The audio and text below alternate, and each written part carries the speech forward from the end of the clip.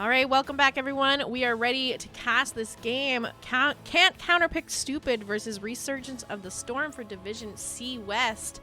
All the members in the lobby here. We'll give you a quick rundown of this map selections. I know that some of you that were around might have heard the behind the scenes of what went on here, but we'll give you the visual breakdown as well here. Coin toss was won by Can't Counterpick Stupid, who opted to go with first pick in game number 1. They have banned away Tomb of the Spider Queen and Braxis holdout from the map pool. On the side of Resurgence of the Storm, Battlefield of Eternity, Cursed Hollow being banned out, and map pick Alterac Pass for game number 1 here. I'm going to let them know we're ready in the chat, and we can look to get into game number 1 of this next best of 3 series. I'm pumped, Dax. How you feeling? I am good. You know, the second game of the doubleheader here. But I know both these teams pretty well. Some Div C Titans here. So I think we're in for another great match here.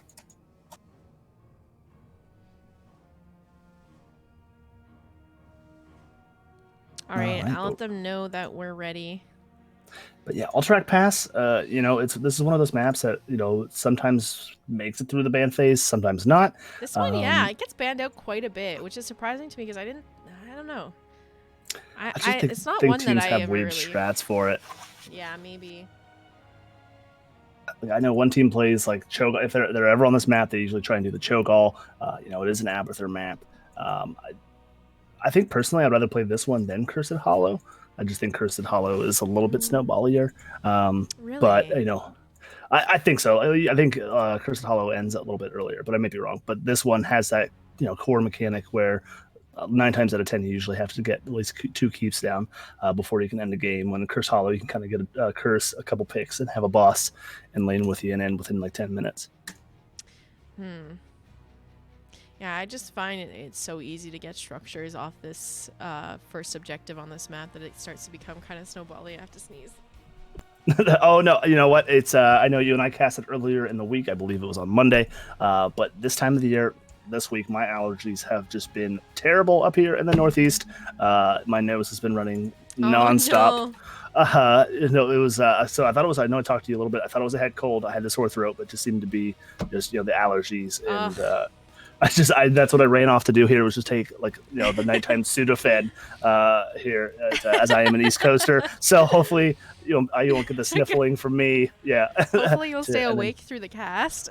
We'll be all right. We'll be all right. It should be a half hour, but you know, if I start, just yell. You know, just wake me up. Make loud noises. Clap into the mic. We are just waiting on one here. Okay, it looks like the ready is out now from both teams. Just gonna let them know that we're ready once again. So it's been a couple minutes here. There's a lot of great names coming out here too, like the name Pig Merlin. Love it. And that's just Osprey, Wits End, just some good people here. Yeah, actually, you and I actually competed in the CCS, their scrim tournament here in the off season of NGS here. Had a lot of fun with that. Just you know, just a great community to be around here in the NGS. Yeah, somehow managing to pull out a win. I don't know what happened, but hey, I'll take it. We kind of tripped our way into victory there, and here we go into the draft for game number 1 here.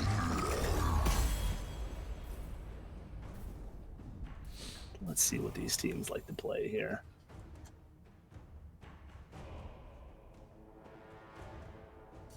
I was hoping maybe see a Sergeant Hammer player here. But, you know, then again, that doesn't get, you know, shown too often. You know, a lot of teams, you know, keep that in the back pocket. Yeah, she's not picked very often. Do you know somebody that plays it? Is that why you're bringing it up? No, but like, it's just Hammer can put, you know, on the first objective, poke safely from behind the wall. Yeah. And just, you know, cancel forever, allowing the team to kind of get caught up in soak.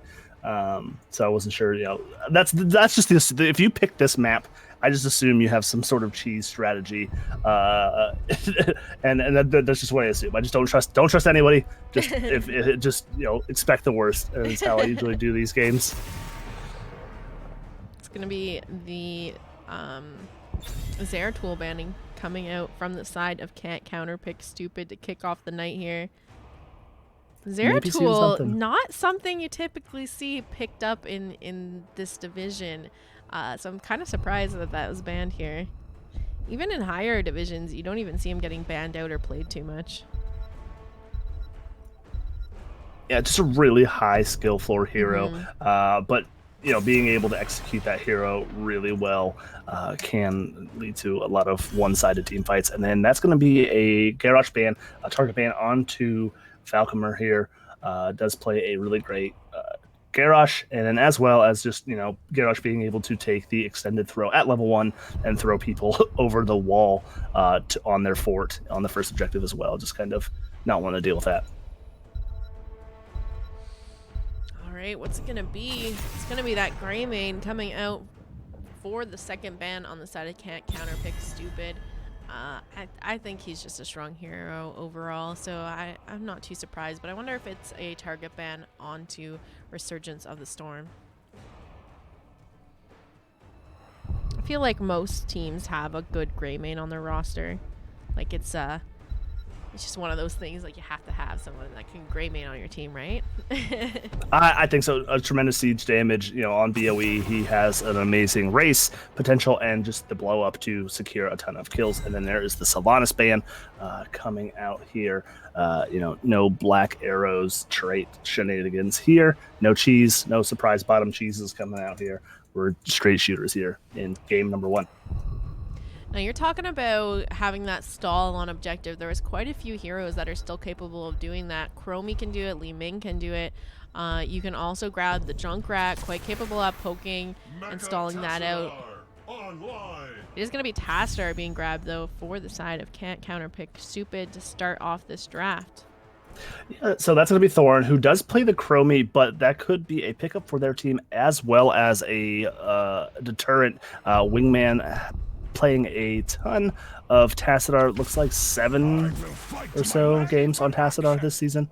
But then we're going to see the old Murderden and the Rhaegar pick up here. But Tassadar losing a little bit of the shield on the auto attacks here. He's got to stand still to get all of his abilities off, so could be a good target for the Murderden leap, as well as maybe a Bloodlust comp here. Yeah, we'll just have to see what they end up grabbing for their next few picks here. Oh, Ragnaros. Well, that's another one of those heroes that can stall up the objective as well as Asmodan. So. The sound you made there was the same one I made in my head when I saw these two picks. But Rag, he can pop the trait and on the defense of the objective here and get a lot of the wave soak during these long, drawn-out team fights where the team is far away from these lanes. Same thing with Asmodan. He can get soaked with his little minions in the lane. But Tassadar, there was a little bit of a buff, I guess, probably just a mana reduction on Black Hole. But Black Hole is a good disengage here on Tassadar. So if they do Bloodlust and Murderden onto the team, he could take care of that as well. Joanna getting banned out by Resurgence of the Storm. I think that's pretty fitting ban. They still needed a tank. They still needed a healer on the side of Can't Counterpick Stupid as well. So they opted to just choke them on tanks a little bit more here. Garrosh already being banned out and taking away the Joanna, which I know Valcomer also plays. Like, we were just talking about like the like ETC, like first pick, first ban worthy, throughout the past I don't know 4 or 5 seasons here, and here we are in the last final picks of this round number 1, and he's not banned, he's not picked. It's just where he's going, and we're going to see the Abathur coming out with the Chromie there, so we're just flip-flopping assassins here from these two teams.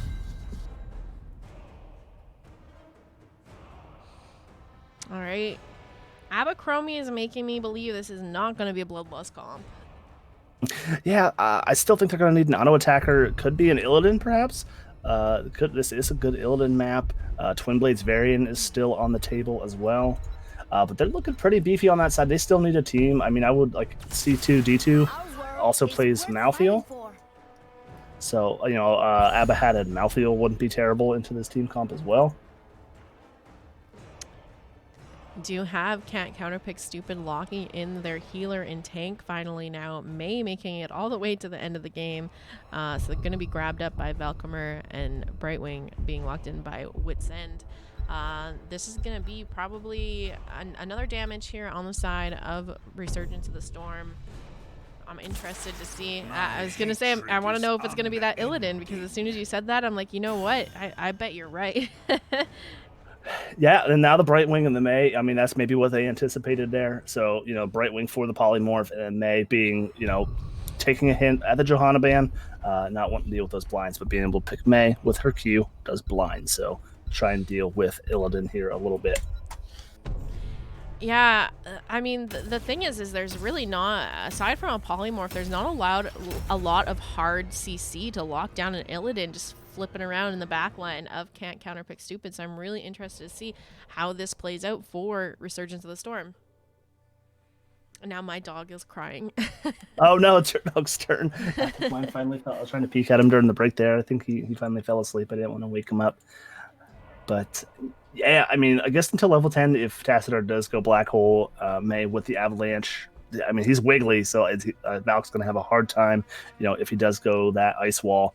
And then Ragnaros, I can't see them. I mean, they do have the Asmodan, so I guess he could go stun at 10. But I think they just picked up the Ragnaros to make sure that they're getting that soak, and then just for the trait on these objectives. Yeah, I mean, we'll just have to see how it plays out. They have a lot of stall for these objectives. I'm just worried about their team fight potential on the side of Can't Counterpick Stupid. But here we are, game number 1 of the best of 3 series between Can't Counterpick Stupid and a Resurgence of the Storm. On the left-hand side, we have Can't Counterpick Stupid with Velcomer playing the May, Thorin on the Tassadar, Wits End rocking the Brightwing. We have Keladorn playing the Asmodan, and Osprey on the Reg. All right, and on the right-hand side, the red team, Resurgence of the Storm. We have C2D2 on Illidan, Wingman on Chromie, Perseus on that Abathur, Susie on the Rhaegar, and Pig Merlin on Murden.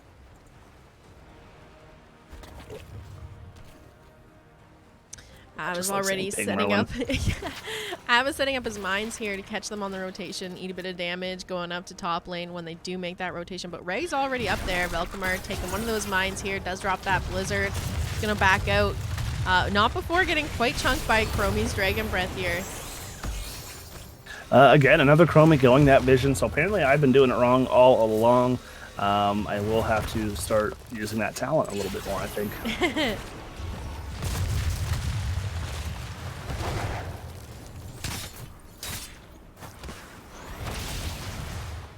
All right, Can't Counterpick Stupid managing to step up, get a teeny bit of damage on the front wall of mid-fort here. And these are the camps spawning in 5 seconds here. It looks like Brightwing already positioning to start that, as well as a Rhaegar for the side of Resurgence of the Storm. She's going to go ahead and start slowly auto-attacking these down, but she's going to need some help here. Tassadar joining her. On the side of Resurgence of the Storm, Rhaegar getting hatted by the Abathur. He's going to be able to take this camp probably by himself now with the help from Abathur. Yeah, but not getting the hat in the bottom. We're going to see C2D2 kind of getting chunked out by and getting some stacks from this Asmodan here. About half health. The hat comes back onto him, and it's going to disappear real quick just to potentially get back onto Susie there. But that camp is going to be picked up, as well as the camp for Can't Counterpick Stupid. But, we're going to probably maybe see Illidan to get some rotating down with Perseus taking down here to the bottom. Yeah. We do see the Asmodan already sitting at 14 stacks on his baseline quest. Polymorph goes out onto the Illidan, and he does get picked off by the Asmodan. First kill, I believe, of the game, going over in favor of Can't Counterpick Stupid.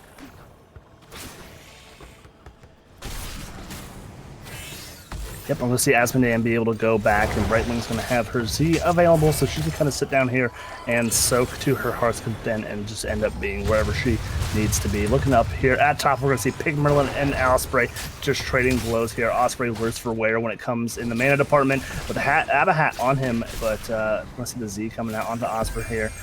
Evening out that fight a little bit. Pig Merlin may have tap, I'm not sure, but he's going to have to back. But then again, Murden does heal himself up with that trait of his, the third wind.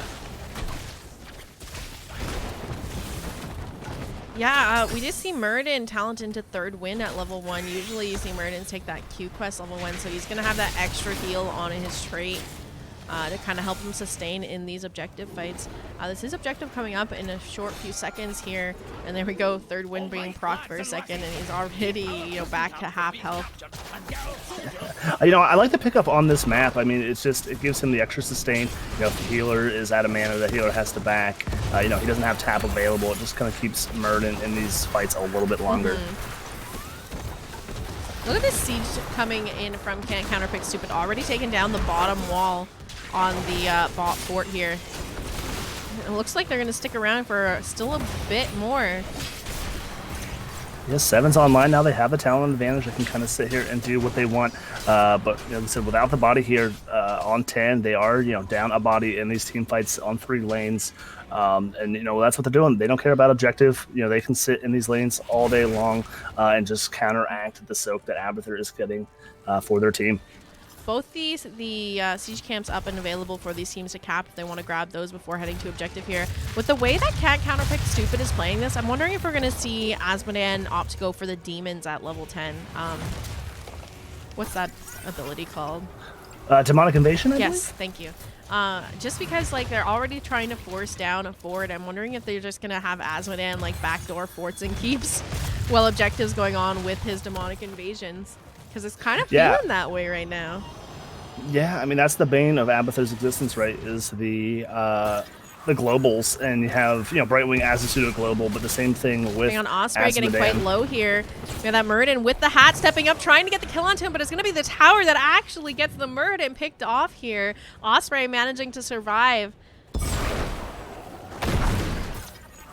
And that's going to be at least one wave of soak missed out on the side of Resurgence of the Storm here, and the top wall will most likely go down, as well as we're going to see half the fort bottom down. We're going to see Asmodean in a little bit of trouble, might get the first kill for the team. No, not enough. That thick old body was able to squeeze through that wall, and Illidan not fortunate enough to seal that kill for the team. But we're going to see that mule coming out on that bottom fort here to kind of get that thing topped back off.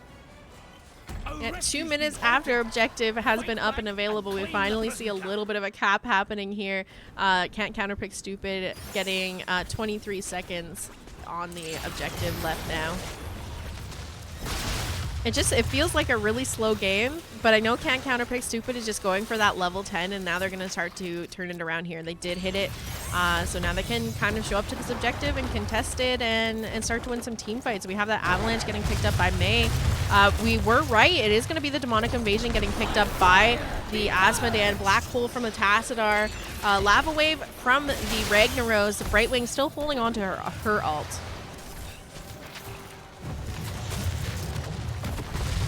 Honestly, I think it's going to be... Okay, it actually is going to be Blink Hill. I thought it was going to be the Emerald Wind, maybe to remove the Rhaegar. Getting in a bit of trouble here.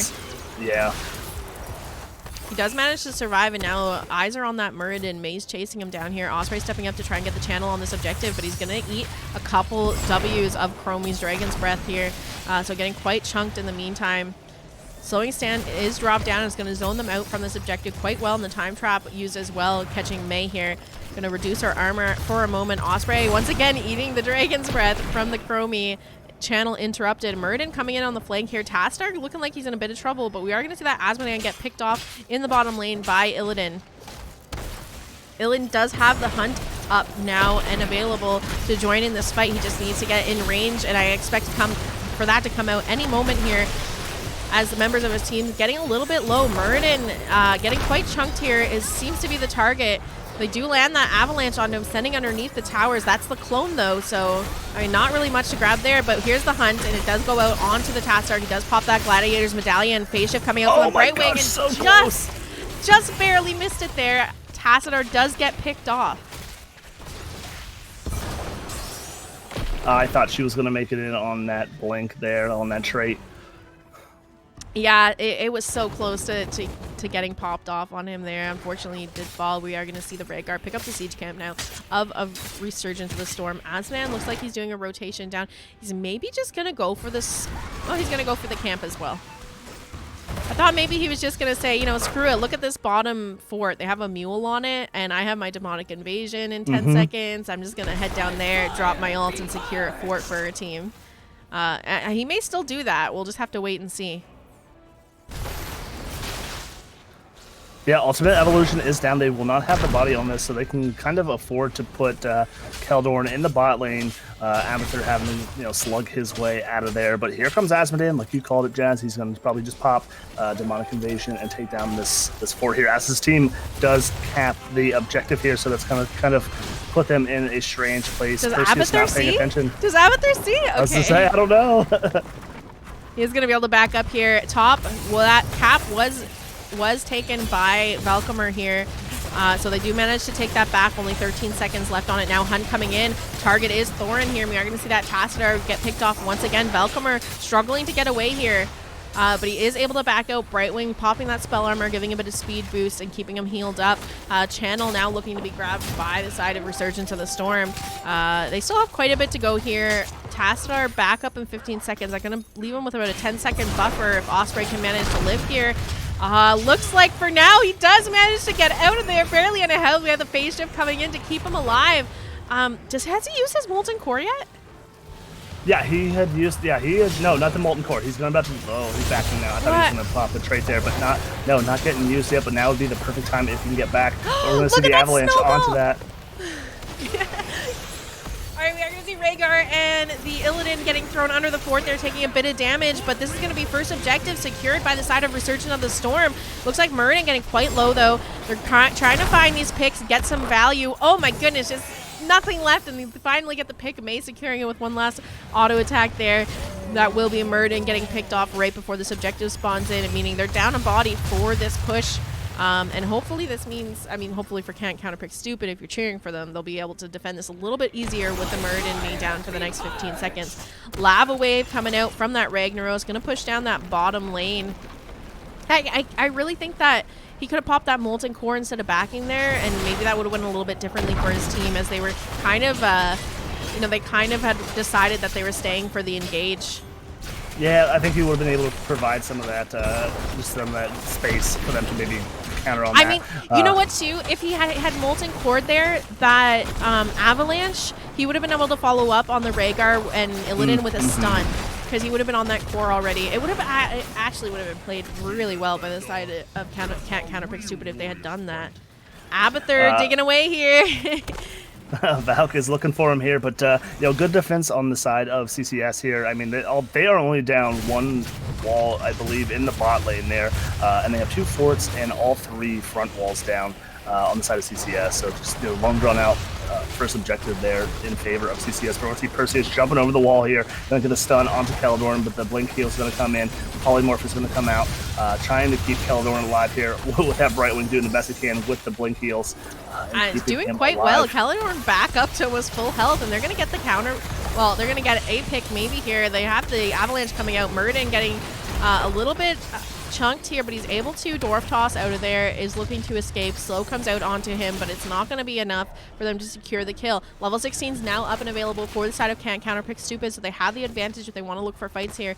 Bosses are up on the map as well. Bottom lane here, we do see that Illidan Hatted pushing onto this fort. Look how far forward the Abathur is in the lane here. But fortunately, Osprey not aware that he's sitting there. He's going to be just fine for now, as Illidan is providing good pressure in this bottom lane for Resurgence of the Storm. All right, we got a camp pushing mid here. They're going to turn their sights onto this mid fort as Susie is just going to finish the camp here. Brightwing's going to rotate down here, maybe get some polymorphs on this Illidan. Valk's going to be able to ice his way out of there, halfway down on the fort. Throwing, trying to get some poke out onto that Chromie, not letting her stand still. Here's a phase shift onto the Asmodee in the top lane as Muradin was chasing them down here, and there's a rotation coming out from Resurgence of the Storm. Slowing Sands is out from the Chromie, and that's really catching up this Brightwing here. She is able to make it out of there, but Asmodee getting stuck in that time trap. Rest of Counterpick Stupid coming to help out now. Asmodee has the blink heal onto him. Not enough to keep him alive, though. He does get picked off by the Illidan. May popping her trait here to try and survive. Now she's getting a little bit stuck too. Blizzard comes out, but she is going to fall here, and that's 2 members down on the side of Counterpick Stupid. All right, and all the while, Rag was doing his best to, just back cap this objective here, but here comes Illidan. He's going to have to get out of there. Hunt was used, so that is not available. The things coming out, they're going to rotate down onto their objective. Osprey's going to be able to get out of here. He should have his trait up here, so he should maybe use that without a stun, but I'm not sure. There it is. He is going to get taken down before he can finish that channel, and here comes Susie to channel the objective for Resurgence of the Storm. And yeah, great job by Abathur there. That fort, the mid fort, only had about 300 health left. And they were able to clear that wave, and now the mule comes back out again to bring it back up to full health. They do have their siege camp up and available here if they want to grab that while they're waiting. But Reg not back up again to help defend this, so it looks like this objective may be going over to the side of Resurgence of the Storm here.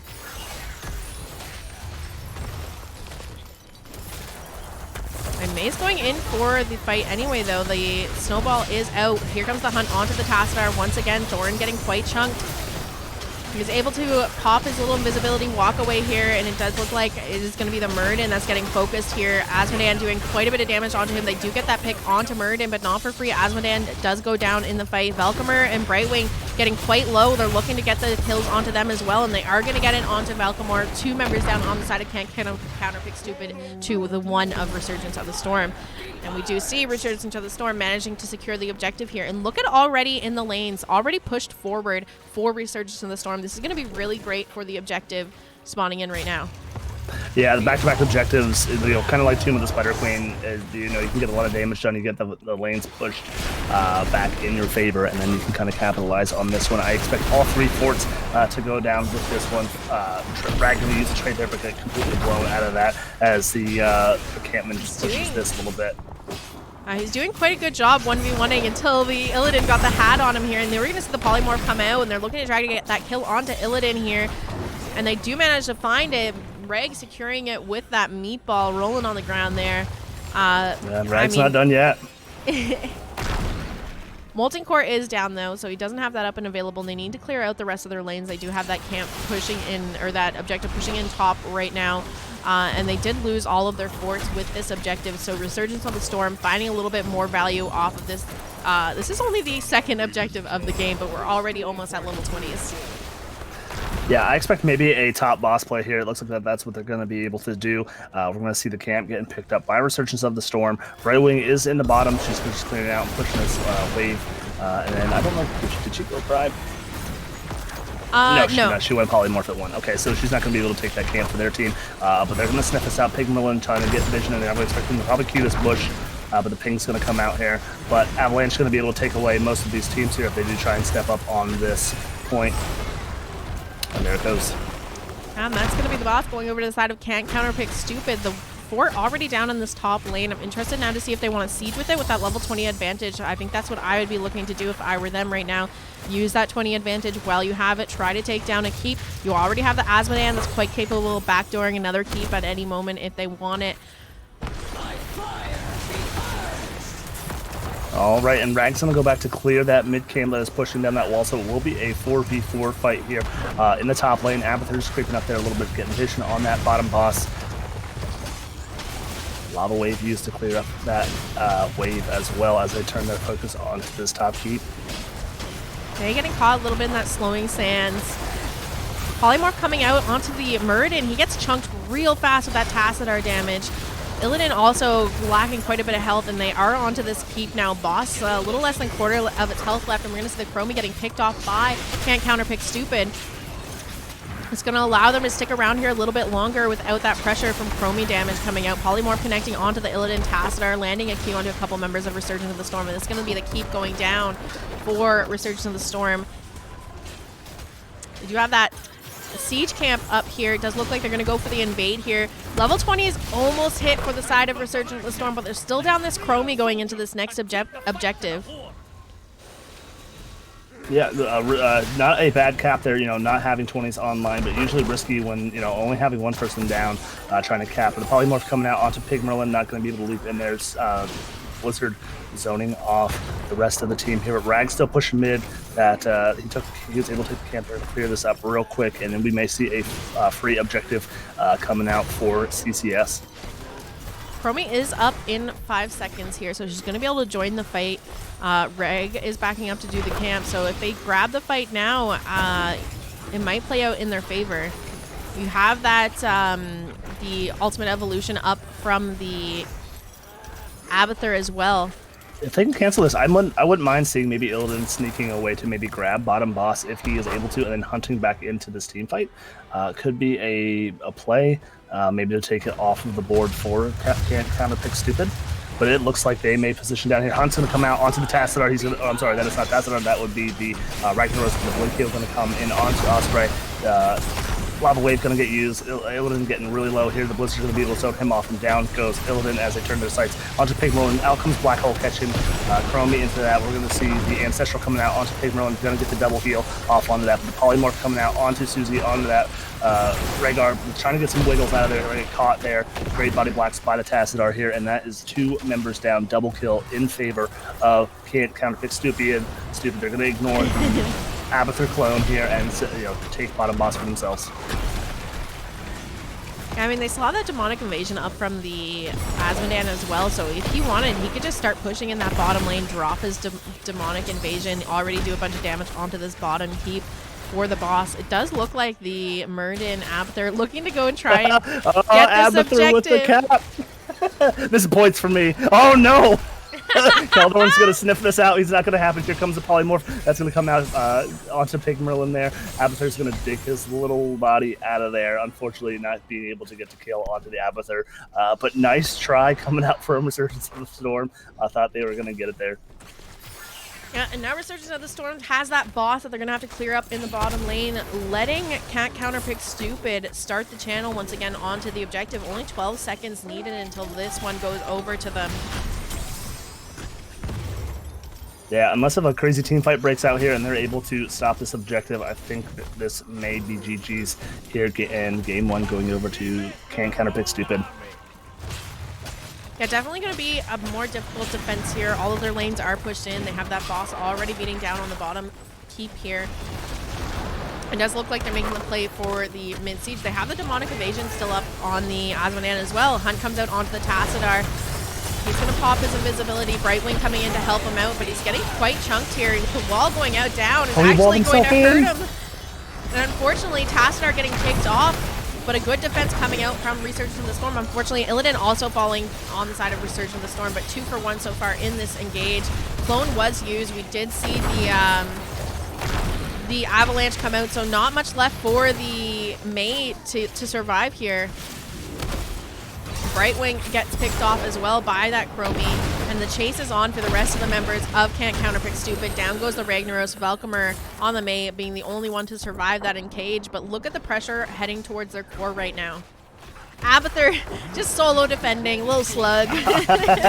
He's doing his best. Those are the best slaps he can muster in his pajamas. But I think this is going to be a great defense here. We're going to see, a lot of these down bosses sitting at 50% health. The only person able to go and wail on this thing is going to be Velcomer on that Mei, and he's not going to be able to make it in time. So what a defense here on the side of Resurgence Storm, letting us get to one more team fight here.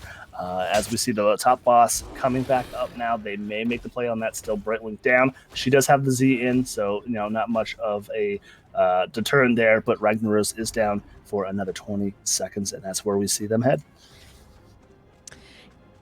It does look like Counterpick Stupid is going to have vision and know what's going on here, so they can expect to have to defend top after grabbing this camp. I say they ignore it. If they have the demonic invasion, I think they just let them take that boss, and I think they just push core here. It does look like they're maybe going for the back door. All those keeps are down, so no shields on the core here, or armor, I should say, on the core here. Demonic evasion up. Reg and Brightwing quite a bit a ways before they get here. But let's see how it happens. Tassadar getting once again hunted by the Illidan. The phase shift coming out to try and save him.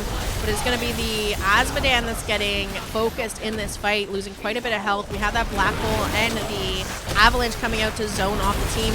Molten Core used by the Reg, sending out the stun, but it's going to be Brightwing going down. Yep, all damage needs to be put onto this core here, as it is just below half health. Caldorn's going to get the fall here. Falcomer doing the best he can poke. Osprey still at full health, and down goes Chromie. Susie low as well. She's going to get that amazing double ancestral healing off. Osprey doing the best that they can. We're going to see 3 turrets getting aim onto the core. 4, 5. There's still all on a here, lot and of it is minions. down. And GG's. What a core race there. A game 1 going over to CCS. I kind of got to give it to Resurgence of the Storm. That was a really good attempt at the defense there. They did manage to wipe the entire team, but unfortunately, just all of that pressure from the waves managing to end the game off for Can't Counterpick Stupid, who takes game number 1 of our best of 3 tonight. Look at the deaths in this game, 10-17. A lot more than I've been seeing in previous matches. Of lately, yeah, absolutely. Just Illidan getting that work done, like I said, just being able to last pick, Illidan after an Abathur after the bans, just a terrorizing combo. Chromie just doing an absolute just metric ton of damage here, wave clear. And ultimately, like, Resurgence of the Storm, they got the kills. They even won the first couple of objectives, but Can't Counterpick Stupid was still able to get value in other places on the maps when they didn't win those objectives. They were taking forts down anyway, so they were able to come back in the late game once you have Azmodan all stacked up. It's a little bit harder. I don't know. It was a close series. It really could have gone either way there. Yeah, I mean, they did CCS did a fantastic job dealing with that Abathur, right? So the Abathur gets his most value when the objective happens and everybody leaves lanes, and he can kind of get that double soak going on. Well, they chose to stall out the first objective, I think, for like 15 minutes or something like that, before it was finally capped. But like you said, being able to get that 15. Periodic, it felt like 15 minutes, I think. It felt like 15. I think the first cap on it started like 2.5 minutes after it came on the map. They waited for level 10s. It was a long time before either team even bothered to show up near the objective. That's for sure. But yeah, amazing game 1, and I am excited for game 2 here. Do you have an MVP for game 1? I'm gonna have to say Brightwing. I think the Brightwing was really, every single time that Hunt came out, she was phase shifting onto the hunted target and doing everything she could to keep them alive, popping spell armor, popping her blink heals onto them, and her timing was pretty impeccable on it as well. Yeah, I agree. She healed her heart out healing the Rhaegar, keeping her team up. The polymorphs were there. And then, honestly, I think she was just a tiny hair away from saving that Tassadar there up in the top lane. It could have been just like one stray auto attack here or there that landed on him. But yeah, great number 1. And, these 2 teams showed up to give us a match tonight. Yeah, that's for sure. I'm definitely looking forward to this next game here. We are waiting for that lobby to come up right now, though, so we're not sure where we're going for game number 2. But as Resurgence of the Storm took the loss there, they're going to be given the option of first pick or map pick. What do you think they're going to go with? I mean, typically teams favor taking first pick, but sometimes, you have a strategy or you're really comfortable on certain maps, you'll see them go for the map pick. So their most played maps, we did jump on Alterac Pass, but we have BOE and Braxis Holdout. Their most played maps here. But it does look like they do have at least, well, it's one game at 100% Hanamura. Maybe Infernal Shrines if they go for map pick. But I think more often than not, most teams want to opt for that first pick. No. Sorry, my dog is being silly.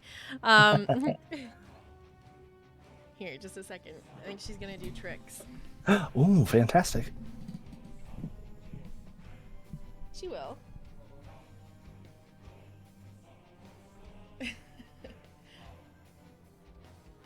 Getting a little dog show. All right, this is the stuff that I subscribe to. I love this. Oh, look at that. All right. Enough of her. Back to me. That's right. So it looks like both of these teams like to play the same handful of maps here. I'm expecting maybe an Infernal Shrines pick up here, or maybe even a Hanamura. Both teams played Hanamura, not banned here. I love Hanamura. I mean, sometimes I don't, but I love when teams pick Hanamura. I just think that if you're going to Hanamura, you have a game plan in mind. So I like to see how teams execute it. The thing with Hanamura is that is a very snowballing map. As soon as you can lose a fight at, level 4 on an invade on a sentinel camp, and right from there forward, all of a sudden the other team is way favored because they just start doing ring around the camps and getting ahead so much in XP. And then having those 2 turrets for the fights. I don't know. It's really fun too when you somehow the other team that falls behind manages to bring it back and win the game. So it can be really exciting. Yeah, it's like you said, it's like a cross between like Volskaya and Braxis Holdout, kind of, in my opinion. Like it is very snowbally, but at the same time, you can kind of get all of those toys and those Sentinel camps just do an enormous amount of damage. So you never want to team fight into those, as well as just let them alone in the lane. All right, they do have that lobby set up now. We are going to Towers of Doom for game number 2. It does look like Resurgence of the Storm have opted to go for first pick, giving map pick over to the side of Counterpick Stupid. Let's update these map selections, and I'll give you guys a rundown of how we got where we are and where we're going. Yep, Towers of Doom is the comeback map. So maybe some secret strats coming out here from CCS. Did you say that Resurgence has first pick? It looks like they have first pick in the least in the lobby here. Yes. Okay. Counterpick Stupid has the map pick. Okay, perfect. So trying to see here, maybe a Kel'Thuzad. I know this is a good Kel'Thuzad map for the players here, having everybody in one particular lane, easy enough to get those stacks. Well, let's give you them a rundown here. I have to update the score real quick too because I haven't done that. So distracted by the dog. Okay, game number 1, going over to Counterpick Stupid. That one on Alterac Pass. That map was picked by Resurgence of the Storm, but the win picked up by Counterpick Stupid. If you're curious about those map bans, Tomb of the Spider Queen and Brax's Holdout taken away by Counterpick Stupid. On the side of Resurgence of the Storm, they have opted to ban out Battlefield of Eternity and Cursed Hollow. Now, like I said before, game number 2 here, Resurgence of the Storm opting to go with first pick after losing the first game of the series, giving that pick over to the side of Counterpick Stupid, who will be bringing us to Towers of Doom. Hey, Weenus with the raid. How are you doing, Weenus? I hope you had a good stream. Thank you so much. My good friend Weenus here. Thanks. Yeah, absolutely. Thanks for the raid. Thanks for everybody for tuning in here. You unfortunately missed a great first match here on Alterac Pass. Some Abathur shenanigans, cloning some Muradins, getting some stuff done. But unfortunately, at the end of the day, it was CCS coming away with the victory. Maybe Rag Soak too much to handle, as well as the just a lane pressure from the Asmodean. I like all these Jazzy Dax combination of names coming out tonight. Yeah. Everyone seems to be doing it, and it's always different. Yeah, Daxalene, I like it. Dax Jazz. Daxalene, Dazzalene, Dax Jazz, Jaxie. I like Jaxie. The Jaxie's pretty good. I like that one too.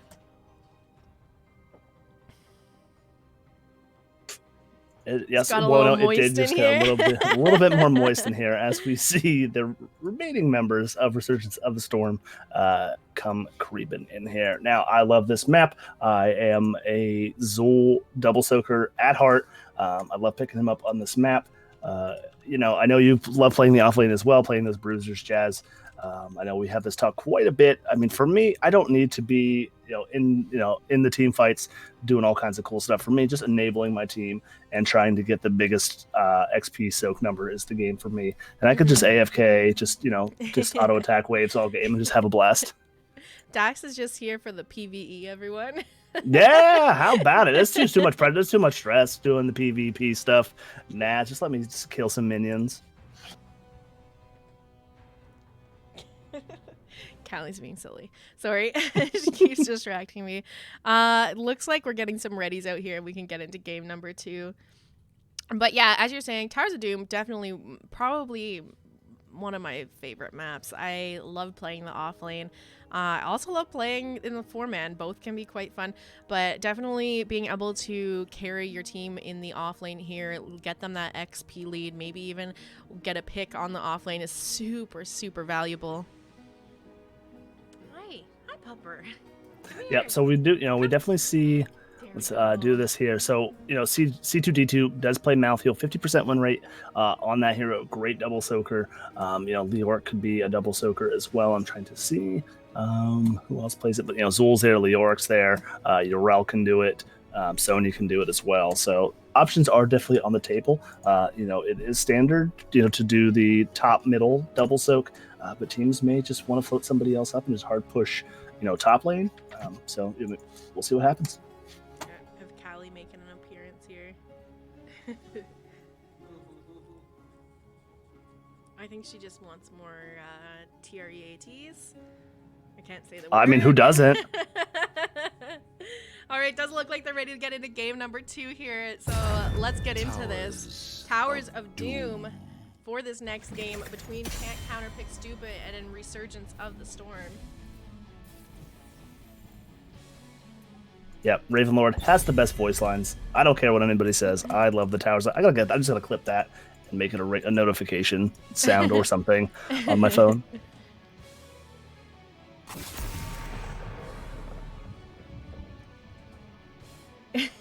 Dax's OnlyFans for the full content. Yes, yeah, they're yeah, they're contemplating whether or not I have pants on or not. I do have the suit. I do have the suit on the upper half, but lower just like half all the sports. linked to his OnlyFans right now. Yeah, absolutely. Yep, feet cam is free once I hit 2,000 followers on my OnlyFans.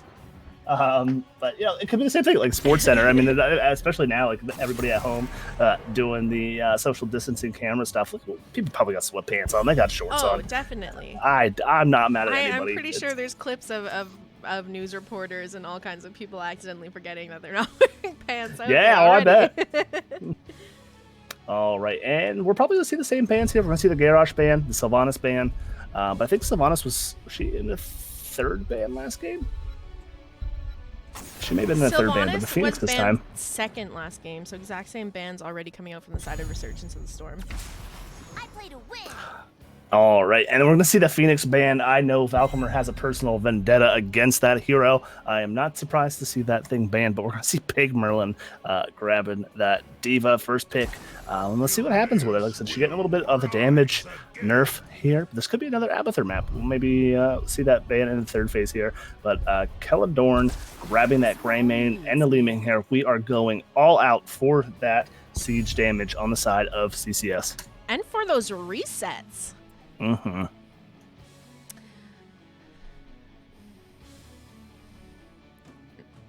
Now, I like to pick up a tank healer here so you can't start the choke on those rolls in the bans. So this is going to be the Joanna getting picked up, as well as the Brightwing from Resurgence of the Storm, kind of, sneaking some of the picks that Can't Counterpick Stupid grabbed last time. Yeah, absolutely. You know what? I like when heroes switch sides, because I always like to imagine, like, okay, you played an okay Brightwing, but wait till you see this kind of thing. But Brightwing is such a good pick into the Greymane, because he's going to be able to to maybe seal some of those. Seal the deal on some of those skills. I'm sorry, and just a polymorph out onto him. And there is that Abathur ban, not wanting to do anything with that again. But, I wouldn't see they need, some damage here. I wouldn't mind a Tassadar as well, with the Black Hole or even the wall. Greymane can go in, but you can kind of get him stuck there without any sort of retreat. So maybe a Tassadar pick up here on the side of Resurgence of the Storm. So I'd be looking to ban out, really anything left that they need to draft here would be good for them. They are going to take away the Mei, though. So what's the sleeve up? ETC? I think ETC. I wouldn't mind ETC into a Greymane lean main combo. Maybe a Stukov here. Just go for that absolute blow up combo. Just being able to remove one player from the game.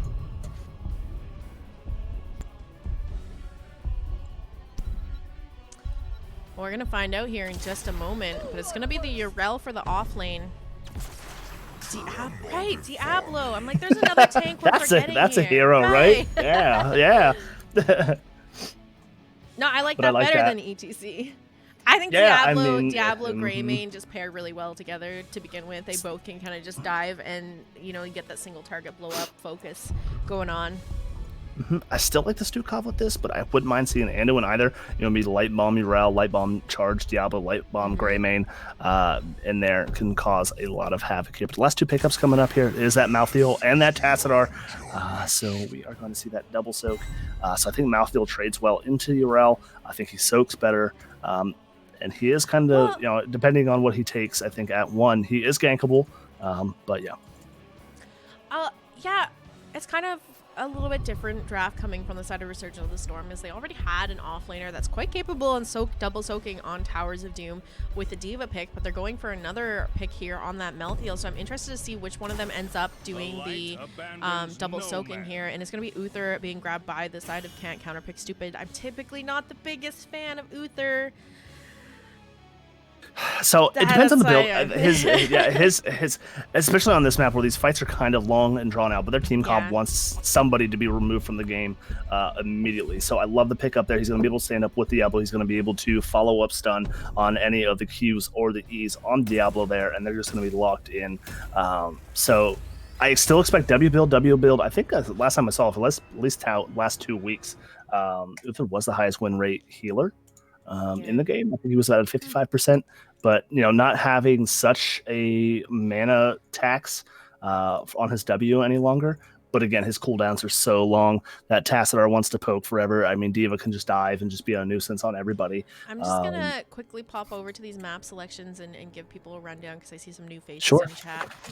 So for those of you just tuning in, you did miss game number 1 of our series here. It did go over to the side of Can't Counterpick Stupid on Alterac Pass. Game number 2, we are headed into Towers of Doom here. This map picked by Can't Counterpick Stupid as Resurgence of the Storm has opted to go with first pick in this game here. And we are just loading in, ready to get into this, and I'm glad you are all here cheering on these teams. Any team comp you like better? I feel like Can't Counterpick Stupids is a more traditional team, but the Uther pick kind of really throws me off at the end there. But I don't know. Like you're saying, like I've seen Uthers perform really well, but then other times they just can't, really sustain through a fight. So I don't know. Resurgence of the Storm drafting 2 bruisers has kind of thrown me through a loop as well. I don't know how it's going to work for them. Yeah, I mean, but pre-nerf today, I mean, I know a lot of people that compare D.Va to like a thicker Tracer. Having the 2 lives that she can kind of zip and zap around, jump in the back line, just get a lot of the poke damage done. She can secure kills for the team here. Well, let's introduce these teams real quick. On the left-hand side, we have Can't Counterpick Stupid with Osprey on the Urel, Caledorn playing the Greymane, Velkamar on the Diablo, Wits End playing the Uther, and Thorin on the Li Ming.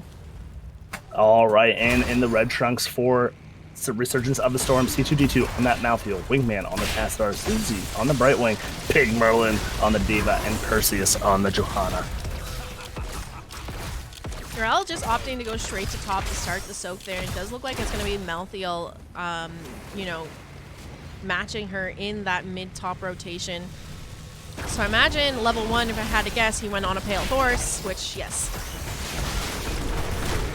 Diablo landing that stun onto the Johanna here. She is going to pop her trait, be able to walk away. A little bit of damage going out onto the Diablo, but no picks so far in this game.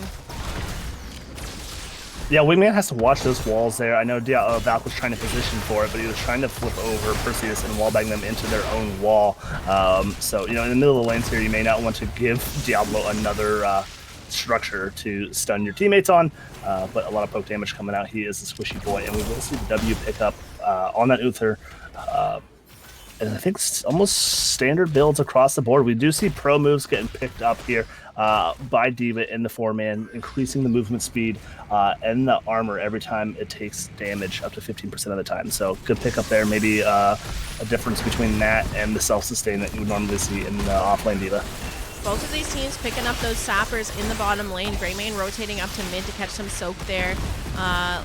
Relieving the Urel to keep top lane pushed out a bit more. And here comes a flip onto the Johanna, and that's going to be first blood going over in favor of Can't Counterpick Stupid. Still have those sappers to clear up. The ones on the side of Can't Counterpick Stupid almost picked off here, and that's the last one falling. I mean, all in all, pretty good trade for Can't Counterpick Stupid. Somehow managing to get a pick onto the Johanna, even being down their Greymane.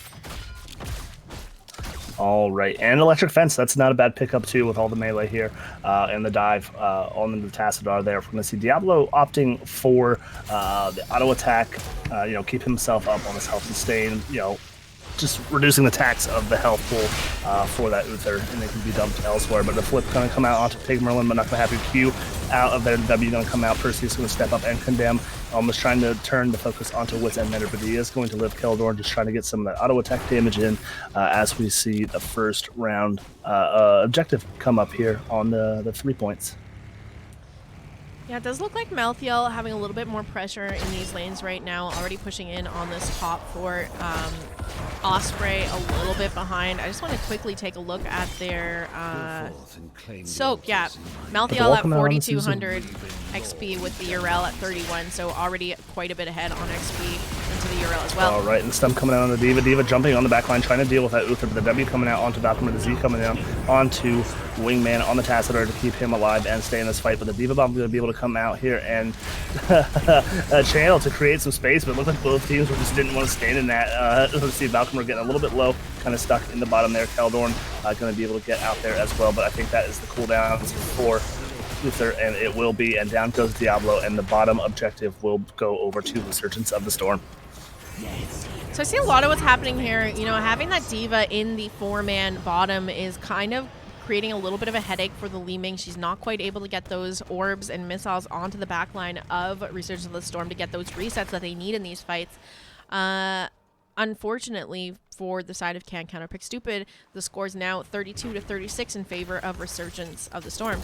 We are going to see those siege camps once again getting picked up.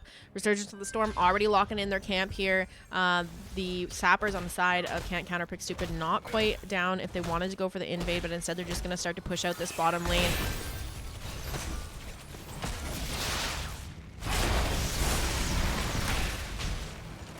Oh, right, and I'm curious on level 10, are we going to see the stun coming out from the Uther, or maybe the shield onto that Grey Mane? But Pig Merlin kind of getting caught there by his own wall again, but she's going to be fine on the Diva, getting out of there as we see both teams just trying clearing up these sapper camps. That will get picked up as well as we see the fun and exciting double rotate of these offlaners here, just doing their thing for their teams. Just taking a little Polymorph going in onto the Diablo here. He's starting to get a bit chunky. We have the Condemn connecting onto him. All of the members of Resurgence of the Storm focusing him down here as the damage on Counterpick Stupid is trying to get some stuff out here. Diablo has a nice sustain coming up, but it's going to be the Polymorph. And some damage from Resurgence of the Storm with the Tassadar, finally able to get the pick onto Diablo here right before this next objective. Yeah, and that Polymorph just doing a ton of work onto that Diablo. I mean, he's going to charge in, maybe not getting the stuns that they need, but also the Polymorph just keeps him from self-sustaining himself in those auto attacks. Yeah, so just, great job on that Brightwing pickup here. Just taking another peek at this XP soak. Yrel sitting at 6,500 to Malthael's 8,300. So definitely that XP difference in soak on the solo lanes are really starting to show now. Alter is going to go over to the side of Resurgence of the Storm, and we are now looking at 28-36 in favor of Resurgence of the Storm on core damage.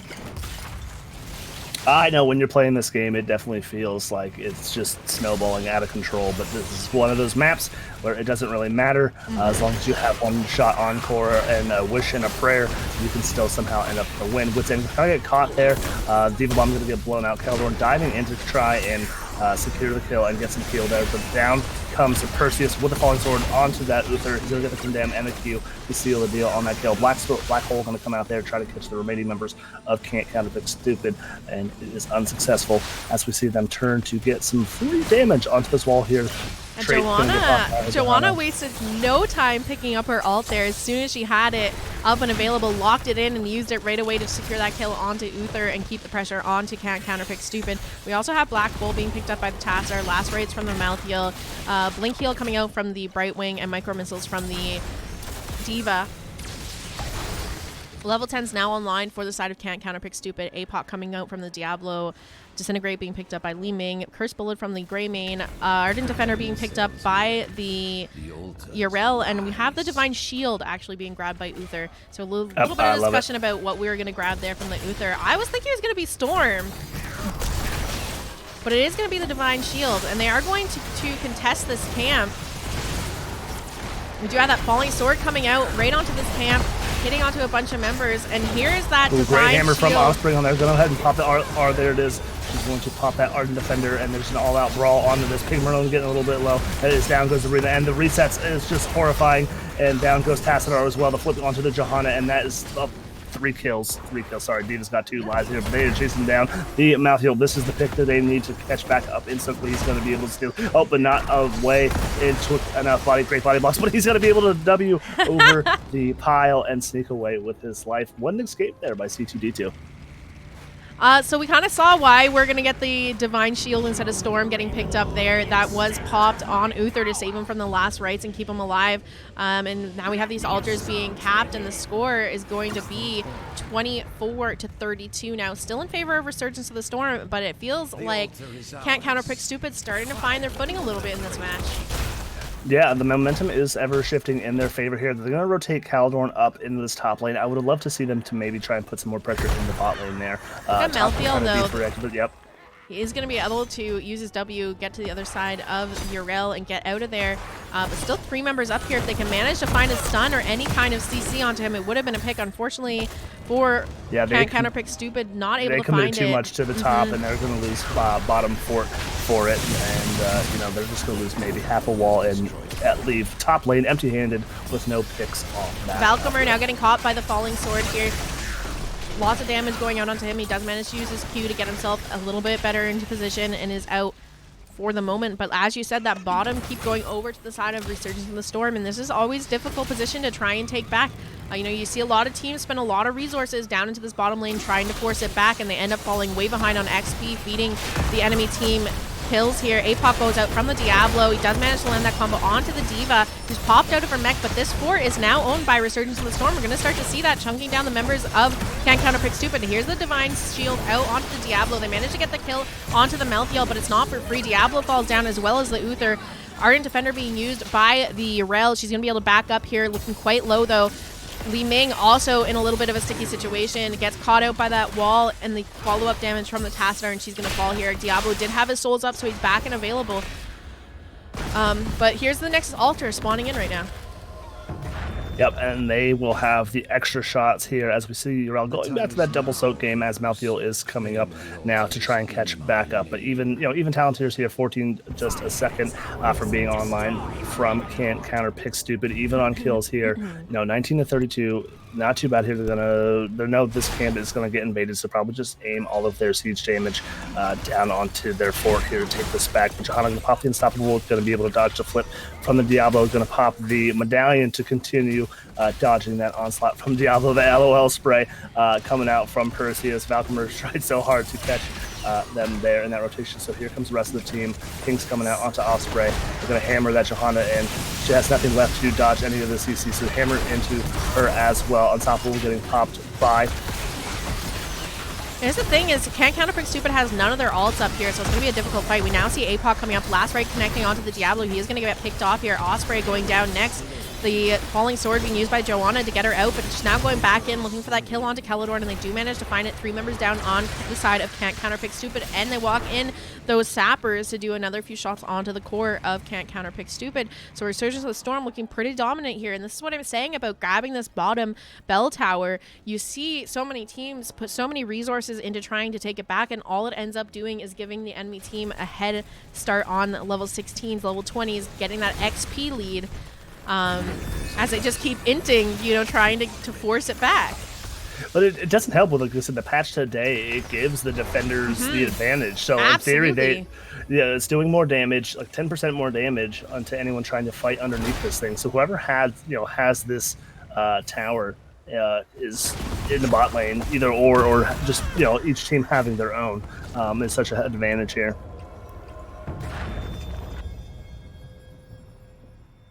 The altars have risen.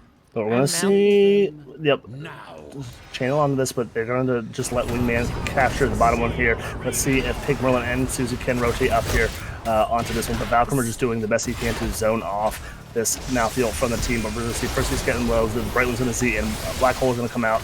Diablo a little bit silenced in the backline, getting really low. Expect the last rights to come out onto him. Let the even come to Q onto him. C2D2 trying to get in there. Here comes the Divine Shield. AFOC coming out, and down goes Malthael. Pigmore into the half low. The bomb is going to come out there. A great positioning by Valkymer on that, but he's going to get the polymorph, but he's going to be able to wig out of there. A whole bunch of damage coming out onto Osprey. The Tassadar is not going to be able to get him there, but Valkymer kind of gets stuck between the wall and the Tassadar there, and down goes Diablo. The stun coming out onto the Diva, polymorph coming out onto Wit's End, just a ton of poke coming out onto Wit's End on the there, and he's going to be able to get away. Osprey just trying to do some peel for the team there, and get blind on the way in, and then coming out onto Ardent Defender, he'll get popped. Keldorn low as well, and I think this is just the point in time that they need to disengage, and they will. Yeah, so here's the thing. 3 shots left on the side of Counterpick Stupid's core. So a boss call is a win condition for Resurgence of the Storm, as well as these camps. So they grab these camps and then go straight for boss. You're going to have to split resources on the side of Counterpick Stupid and force them to try and clear out bottom and contest boss at the same time. It's pretty much a for sure win for Resurgence of the Storm if they do this. I mean, they can also just try to walk them in. They've had great luck doing that so far, but it does look like they're going to do that. They're going to take the camps, let the camps push in, do their own thing, and go for boss. Yrel sitting up there, has vision, is aware of what's going on, but I'm not sure there's much that Counterpick Stupid can do at this point. It does look like we're going to be going to a game number 3. And poor Yrel trying to do their thing, jumping in there with the hammer and the unstoppable, and she's going to do the best, but down she goes with that Malthael last rights there. And great job. And we're going to a game 3, with game 2 going over to Resurgence of the Storm. Yeah, GG's and well played. A much more dominant showing from Resurgence of the Storm in this game. I can't wait to see what happens in game number 3 after these 2 matches. Yeah, absolutely. And just a quick little tidbit for everybody in the chat. I'm not sure if you know this, but I just found out recently that the boss on that map does % base damage. So it's easier to have some squishies tank it. He does less damage to the squishies. I didn't know that. Yep, I actually found that out, I think, on Tuesday this week. I found that out. But yeah, he does % base damage. Yeah, I still think you just learn something new all the time Yeah. in this game. That I had no idea. Let's take a look at these stats. 7 to 11 in kills this time. Yeah, it just kind of felt like once they got that bottom bell tower, it really started to just snowball in favor of Resurgence of the Storm going into game number 2 here. I think Resurgence, yeah, like you said, I think we all saw what Counterpick Stupid wanted to do with that draft. They wanted to be able to get picks. They wanted to be able to capture that bottom bell tower and hold it. But I think Resurgence of the Storm had the better draft. A lot of disengages, the Brightwing, the Tassadar, and then just Diva in the 4-man. Like you said, just a sturdy 4-man to, kind of nullify those Leeming resets. Yeah, absolutely. Having that Diva there was just another big body to block orbs for the Tassadar and Brightwing. And normally I really like a Leeming into Tassadar because he's standing still so much. It's really easy to combo him as Leeming. But when you have a Diva and a Joanna just kind of blocking everything for the front line, it was making it really hard for Ming to get those resets. As you see, I mean, only 2 kills getting secured by her in that match. Look at Tassadar's damage, out damaging Leeming by almost 20k. And then at the end of the match too, Yrel, only behind by about 1500 XP. So not as huge of an XP difference that I thought we were going to see, but yeah. I'm excited for game number 3. How are you feeling, Dax? I am ready for game number 3 here, and these teams showing up without a fight. CCS the higher ranked of the 2, but it's not deterring Resurgence of the Storm, and it looks like they want to maybe take this game away from Counterpick Stupid. We have a BTTV emote for those reverse sweeps Oh in this yeah, that channel. is my favorite emote. 4-man Diva threw them off, chat says. Yeah, I mean, it threw me off. I was expecting her to be the offlaner double soaking because I've seen her do it successfully on this map more than one time. I mean, it worked though. Yeah, we went up against a team last week on Thursday, and game number 1 on Towers Doom, they ran a main tank Maiev with Diva in the 4-man, and it was brutal. It was absolute brutal because she was able to push back and just be in the way of anyone that did get pulled, as well as the Warden Cage and the bomb. It was they weren't able to play in game 2 and 3, but it Yeah. was awful. And they even had like that % damage on Curse Bullet to kind of help them take down that front line. I know that Divine Shield saved a couple members from last rites in that match, but I wonder if they just had gone the Divine Storm instead, and you land a stun onto D.Va, get her out of the mech, follow it up with the Divine Storm, and actually secure the kills anytime she tries to engage, if it would have maybe played out better for the side of Can't Counterpick Stupid. But it does look like the lobby is up for the next game here, so we'll get into that right now. I'll update our map selections here, keep you guys in the loop about what's going on. Does seem like we're going to Infernal Shrines for this next game. This time it's going to be picked by Resurgence of the Storm. Yep, I was hoping we'd see an Infernal Shrines map. Like I said, compared to, this is my favorite map that is offered. I love these pit fights. I love what you can do, the different strategies that this map brings, and the heroes that you can bring to them, as which is, Kerrigan. I know I said earlier in the match beforehand that she is one of my favorite heroes to take in the quick matches. I love playing the Kerrigan. She got a little bit of a buff here, but she's still just all around good player. Yeah, let's go over these map selections really quick as the members kind of filter into the lobby here. If you're just tuning in or maybe missed out on some of the games, game number 1 that was played on Alterac Pass, picked by Resurgence of the Storm, but the win grabbed by Can't Counterpick Stupid. I also have to update the score here. Game number 2, we went to Towers of Doom. This time, that map picked by Can't Counterpick Stupid, but the win grabbed by Resurgence of the Storm. Game number 3, we are going to Infernal Shrines. This one picked by Resurgence of the Storm. Do you think they're going to keep up the tradition here? Can't Counterpick Stupid going to grab the win, or is Resurgence of the Storm going for the reverse sweep? I am a very superstitious individual. Just sports or esports, no matter how it goes. I'm like, if I wear the same outfit, I do that currently. We have yet to be defeated this season. We have dropped maps, but we haven't dropped a game yet this season. And I just make sure I do laundry every single week, multiple times, to make sure I have the same outfit available to wear every single game. But if that's the case, then I think we will see a win here for Can't Counterpick Stupid. All right. Calling it before the draft's even in. If you're superstitious, knock on wood, grab your lucky rabbit's foot. Don't walk under any ladders. Don't break any mirrors. Let's see some R sweeps in chat if you're looking for Resurgence to pick up the win here. Get that reverse sweep. I already see Luminaire spamming it there. This is one of those maps where you can kind of bring anything to the party here. I like Junkrat on this map. I mean, he is one hero alone that can kind of zone off these choke points on this map here in that bottom bush. Just throwing one of those traps in there and then throwing the bomb on the enemy's side and forcing them to funnel in through either the bottom, where they're going to take increased damage, or through the top there, where your entire enemy can just put all of their abilities and just kind of blow teams up. Well, here we are, game number 3 on Infernal Shrines, 1-1 so far in this best of 3 series. Looking to wrap it up here. Have some people rooting for CCS going into this game. Some others are going for the Resurgence of the Storm, cheering here. And it is going to be the Zeratul first ban once again from the side of Can't Counterpick Stupid. So I want to know, is there like a Zeratul god on Resurgence of the Storm's team? I'm looking. Because it's probably known. So that's the thing, is like what you see the stats of the heroes that they do play. But I'm trying to see banned against them. No, so usually banned against them. It looks like Cassia, Ana, Chromie, and the Imperious. Going through the game history here, I'm not even seeing a Zeratul. Maybe it's just something that CCS doesn't want to deal with. Some people, in the lower ranks, usually it's Kael'thas. Whether they have a Kael'thas player or not, they just don't want to have to deal with it.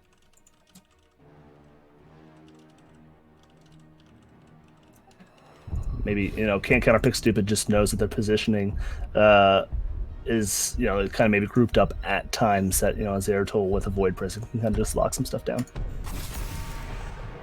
All right.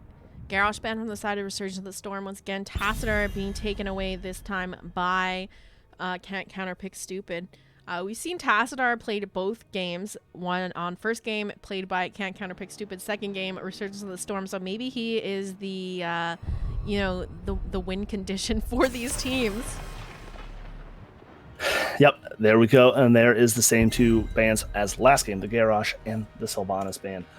Both those heroes really good at this map. Now, we did see Ragnaros in game one. Ragnaros is good here as well, being able to pop that trait and just supply just some extra damage and some space for the team there. But here we go. D.Va switching teams this time. Keldorn with the first pick, D.Va. It's going to be that Malthael coming out once again. C2D2 grabbing that up. The crusade calls. Which, you know what, he's, confident on the C2D2 here, but, I wouldn't mind. I know they hate Phoenix over here, but even like a Rainer, I mean, they can also put D.Va in the 4-man, put maybe a Rainer against the Malthael to kind of bully him a little bit here as we see picks number 2 and 3. And same as last time, I wouldn't mind a tank pickup here for Volkmer as well as a hero as well. I want something to counter the last rites that's going to be picked by Malthael. Chromie, quite capable of doing that with her stasis, so that's an option here. And we're going to see May getting picked up by Velcomer. Yep, and I'm not too sure, but if May's Cryo Freeze, I know that does heal her and provide some shielding, so I'm guessing she'll have a little bit more survivability against that last rites.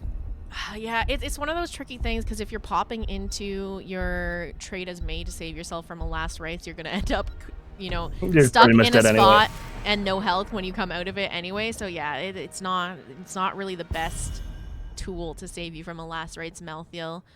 But I mean, they could still grab a healer here that provides something to help out with last rites on the Malthael.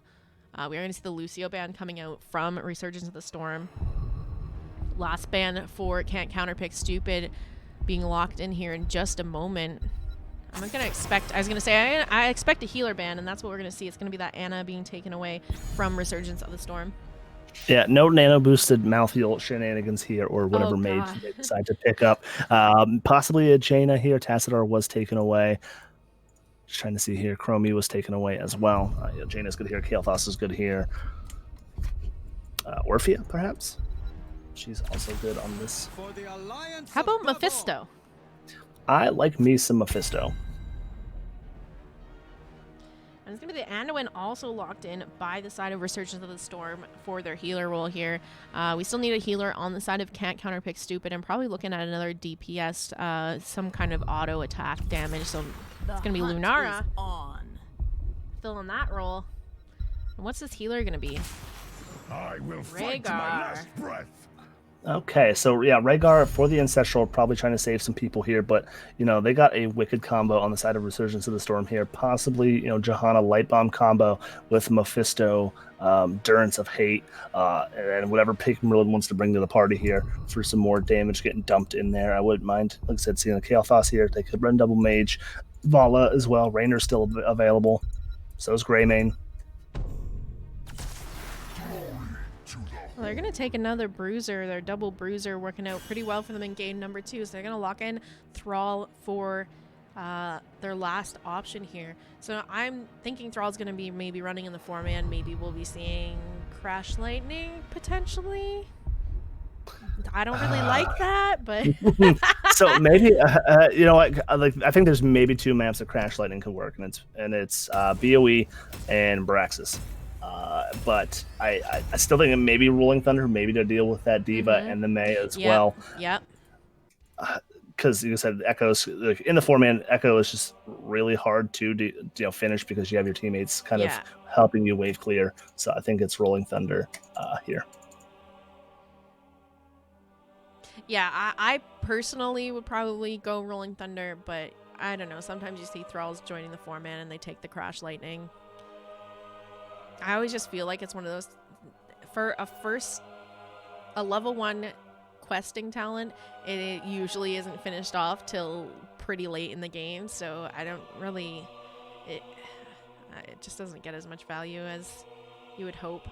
Used to. I remember when Crash Lightning, go back a bit, it was like the pick for a while on Thrall. And then it got nerfed, and now you don't see it anymore. I just wish that it did something that you didn't already want it to do when taking it. Right, so you have to land all of the Qs so it on heroes, so it targets only heroes. Like, I want that to be baseline. Let's let Crash Lightning do more damage or something like that if you complete the quest. Well, here we are, game number 3 of this best of 3 series between Can't Counterpick Stupid and Resurgence of the Storm. Both of them 1 game each right now. We're going to see on the left-hand side, Can't Counterpick Stupid with Osprey on the Lunara, Thorin playing the Chromie, Celadorn on the Diva, Valkymer playing the Mei, and Wit's End on that Rhaegar. All right, and for the third and final game of this doubleheader of the evening on Resurgence of the Storm, in the red trunks, we have C2D2 on the Malthael, Susie on that Anduin, Wingman on the Mephisto, Perseus on Johanna, and Pig Merlin on the Thrall.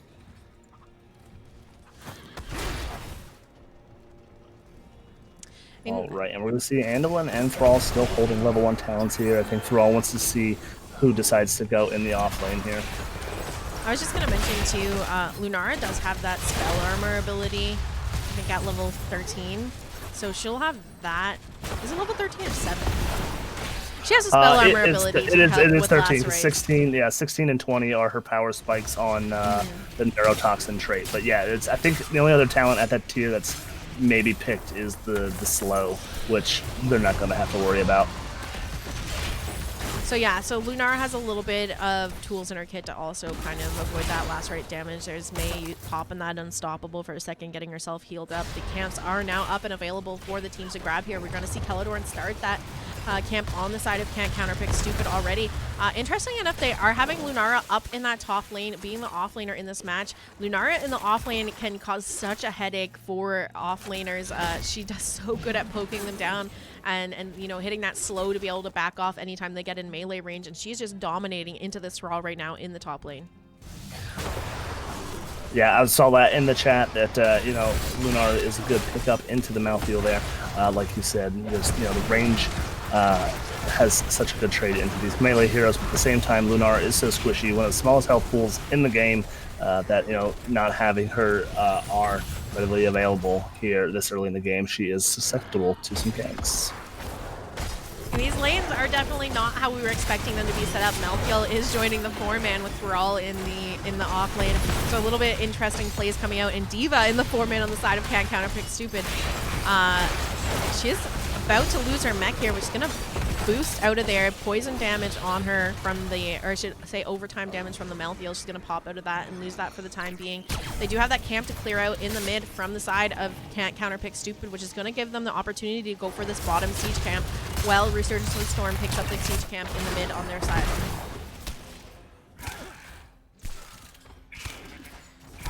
Yeah, I like this pickup here, but we will maybe see the invade coming over. They know where they're at. They know we're going to... Oh, never mind. They already did pick up their camp. That is my fault for missing out on that part of the action here as we see these teams set up here. 20 seconds left. We're probably going to see both teams just scurry on up to grab their bruiser camps. Yeah, well, I don't know that we're going to see either team grab it, as they're all kind of hanging around in the bottom now, and there's 10 seconds until this objective is up and available. Typically, you do see teams go for these bruiser camps before the objective so that they're pushing during it, but this time is not going to be the case, as it seems like neither team going for that rotation, opting to just kind of soak the bottom and mid lanes and brawl it out down there. Diva is going in to get some damage onto the Malthael and Thrall. We're already at objective without the teammates here, but Resurgence of the Storm making the rotation up now. All 5 members coming to this objective. Lunara still up near that top lane, coming down now herself. Yeah, and Valkymer just doing a great job of keeping the lane pushed out here and anchoring this push here in the bottom, only allowing, you know, one entrance and exit for the enemy team there. That's why I like to try and push out these waves as much as possible and have at least the bruiser or the tank sit in this bottom bush to, you know, force these chokes onto this enemy team in or out. Valkymer getting quite low in the backline there. Diva does pop her mech explosion there. That was kind of weird. It got pushed a little bit. It didn't look like she shot it in any direction, but it just kind of slowly moved away from the point. Osprey getting kind of a little bit chunked here. We're going to see Rhaegar healing him up, but this is going to be the first Punisher going over to the side of Resurgence of the Storm. Quite a few members out of mana for this push, though. Mephisto stepping up, doing a bit of damage with his Shade of Mephisto. Going to take some tower shots, and now waiting for those heals to come out from the Anduin to keep him around. Yep, we're going to have the Limbo Lord himself, the Arcane Punisher coming out here. Got the Frozen one that everybody hopes for to shut down those towers. So they're going to get probably the front wall down here. I like the Mephisto pick up here because, a lot of times if you can't get that side wall down fast enough to follow up on those roots, you can at least E in and maybe get some of those electrical hoop damage in. And it does look like he did go that build, so the longer that they stay stuck in that W from Mephisto, they will be taking extra damage. Look at Lunara already getting some damage into this top wall fort here. She did go that level 4 Nature's Culling, so she does extra damage to non-heroes, and that includes structures. So she's going to get down that tower while they were pushing with the Punisher mid. And Bruiser Camp now getting picked up by the side of Resurgence this storm as well, so she's going to have to clear that out. But this kind of help that it looks like Thrall's going to need right now, as he is really struggling into this Lunara. I think, he's maybe sitting back a little bit too much and letting Lunara poke him down. If he just constantly fought her in melee range, he could maybe win that trade-off. But right now what's just happening is we're going to see Lunara poking him down at a distance, and he's not able to close that gap between her and himself. And the root goes out and he does miss. So again, I think once he lands those roots and has that follow-up and uses his hammer to kind of give him the speed to close that gap between each other, we can see him win that lane a little bit more easily. Osprey getting a little bit chunked here. Bottom camp getting picked up by Can't Counterpick Stupid. And I like to pick up here from, Splinter Spear. Most people do go that talent. I like to pick up on this map with Nature's Culling. So she is all of the Shrine Monkey damage that they will need here. But I do like to opt for the hero damage, if it makes sense, in the 4-man at 7 on Lunara. But she's going to continue just pushing this away. Pig Merlin having the back here. Get a little bit half low. He's not too concerned with chasing her down. He's going to finish clearing off this lane here as we see the teams scrap over in the mid. Level 10's online for Resurgence of the Storm here. Now just hit for Can't Counterpick Stupid. They are going to pop that Ancestral Heal onto the Rhaegar, going to keep him alive. Is Falling Sword coming out from the Joanna? We just saw that pop. Velcrum are getting quite low here, going to slide out and just manage to survive. Peladon has that mech explosion up if they need it for the defense here. But let's do a quick rundown of what alts were picked outside of what we just saw. We did see the Mei opting for Avalanche. Leaping Stripes coming out from the Lunara, who is sieging that top fort still. Slowing Sands from the Chromie. It does look like it's going to be Bunny Hop on the Diva. Instead, we've seen a lot of micro missiles. This time going to be Bunny Hop. And of course, we already Bunny saw Hop that actually, Ancestral. Yep. Bunny Hop getting the buff a little bit today. So as it comes on later in the game, he will be able to just lock heroes down as long as he doesn't move on that Bunny Hop with the level 20 upgrade. There we go, the root landing onto Osprey here, and here's the gap closer that Thrall needed, going for that kill onto the Lunara. The rest of his team rotating up. I don't even think he needed the help. They didn't do much to help secure that kill there, as he already had got Lunara chunked quite well. They get that pick onto her. Now they're going to rotate down for this objective. One member down on the side of Can't Counterpick Stupid. Is it going to be 2 here, as Rhaegar getting caught by the Sunder going out from the Thrall.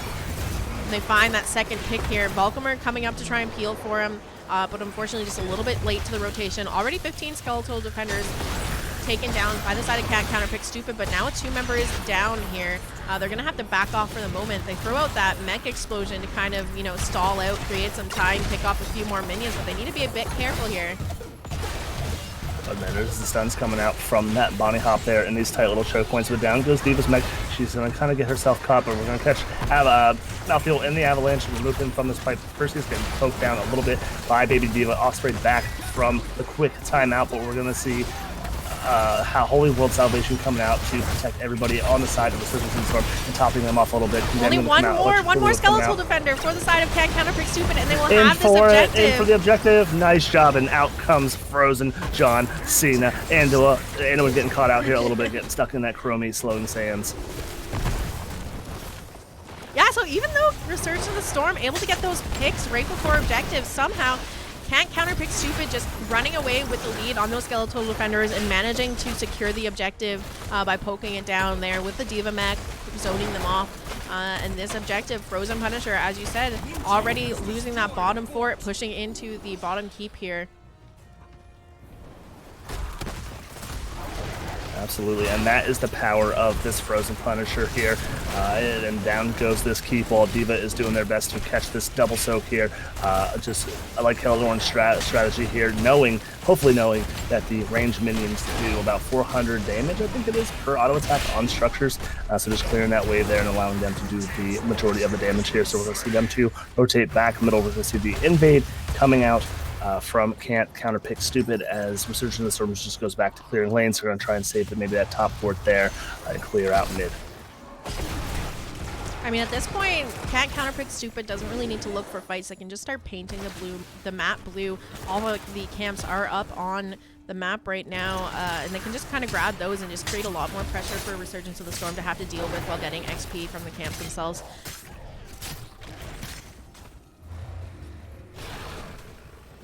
All right, and Osprey is just giving whatever offlaner up here just a tremendously hard time. As we see Malthael go back down here and just being a nuisance with the Wisp, catching the rotations to save her own butt here. But great block by Valkymer onto that Malthael there to protect him. The pop, the top of one going to get popped on the Malthael to keep him from getting stunned from that bunny hop to not allow his team to go into this next fight 5v4. Bottom camp getting picked up from Resurgence of the Storm.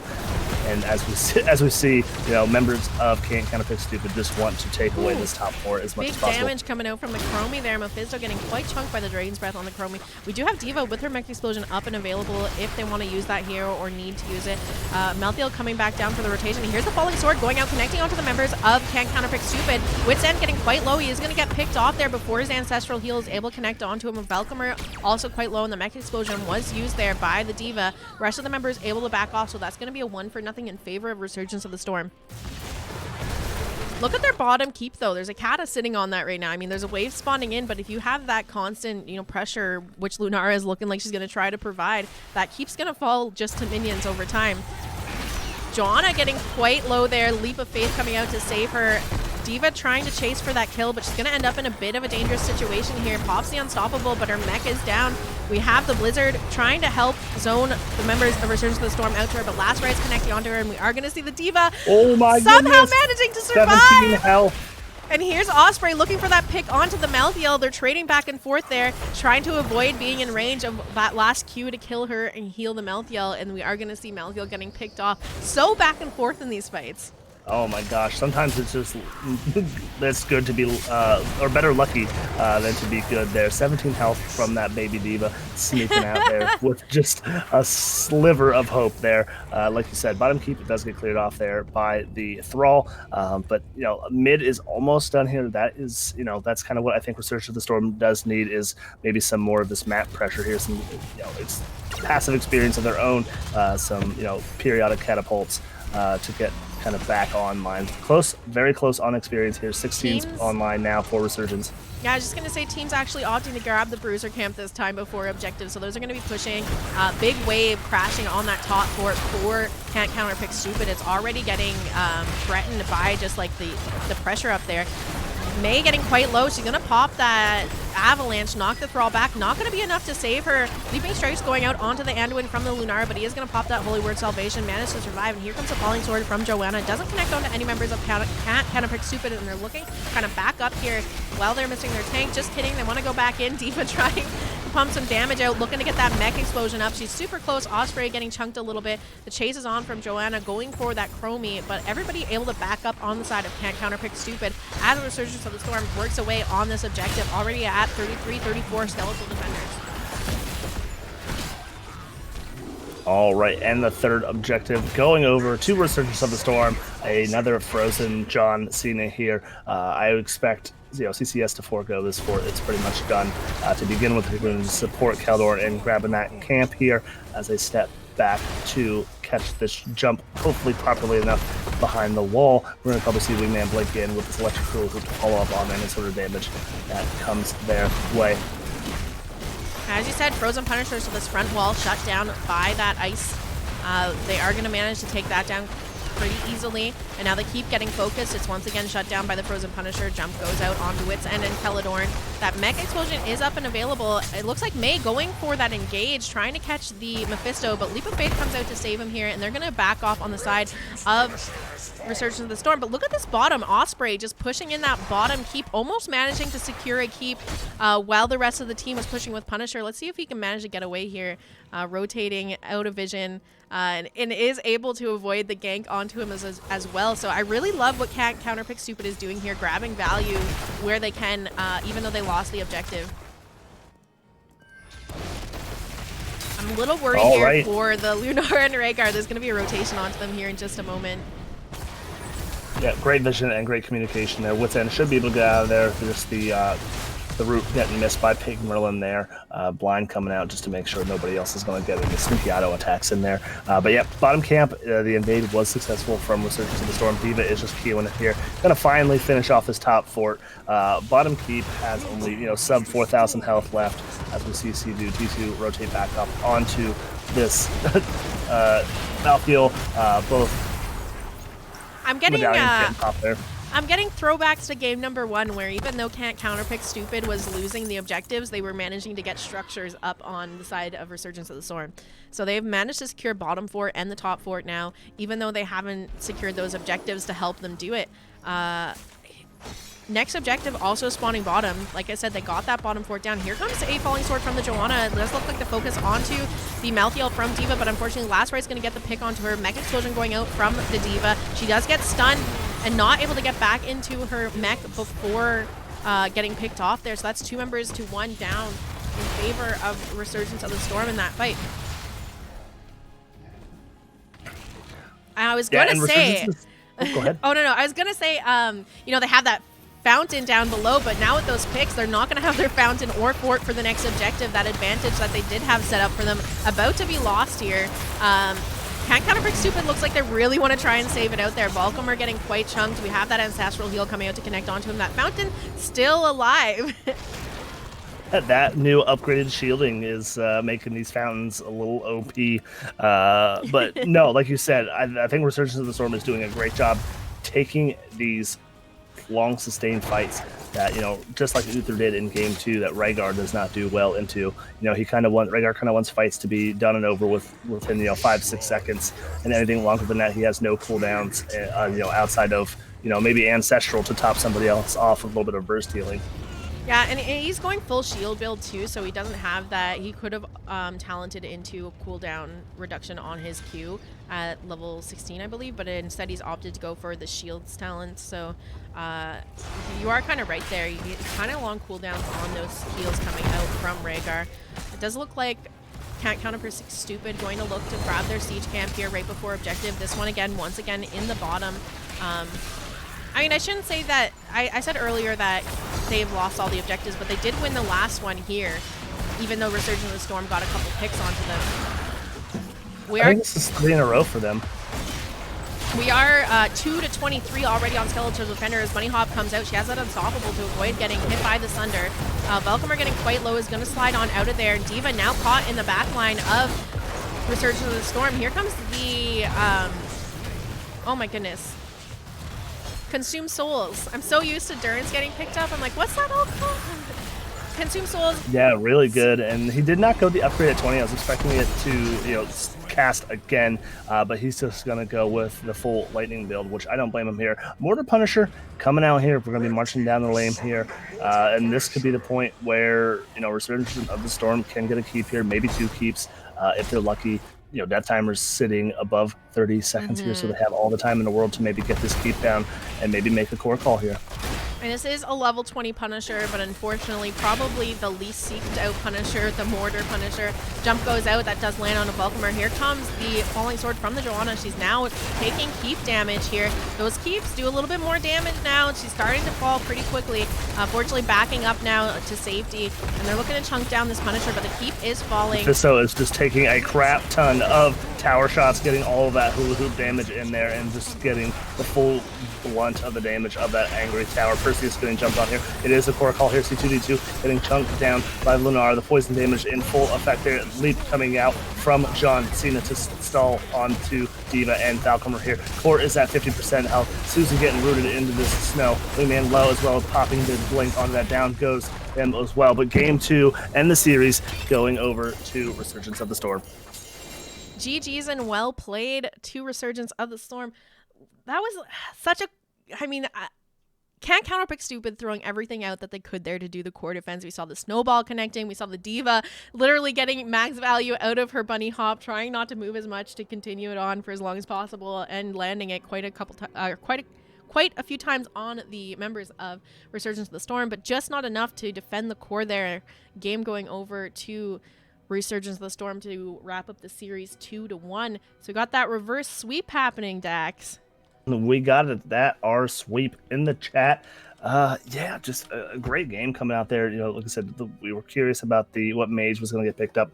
Wingman just doing a tremendous amount of work in game 2 on that Tassadar, and game 3 there on that Mephisto. Just an enormous amount of damage coming out there. But again, another one of those games where, you know, it's 9-5 on kills. Seems a lot more swingier than that. But just, you know, great job to Susie and Wits End on the healers there to keep their teams alive in a lot of these fights. I'm going to hit up the team here, see if they want to do an interview, if you want to hop into the NGS lobby, and I will meet you there. I'll see you there.